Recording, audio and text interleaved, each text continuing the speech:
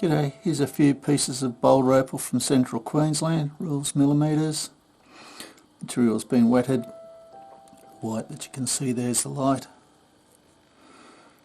First piece, this brown should grind off a lot, I think. You can see the colours down there further.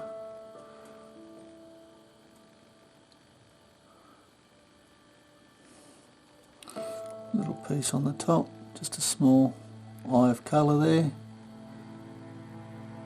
But you see, I think it's pretty well what you're going to get there. The colour finishes over on the left hand side. This piece has got a nice fire in it.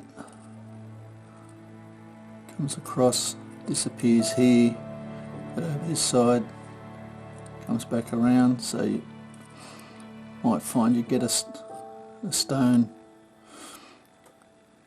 out of that. It's nice hard material, so it'll polish up quite nicely. This is basically probably a bit of matrix,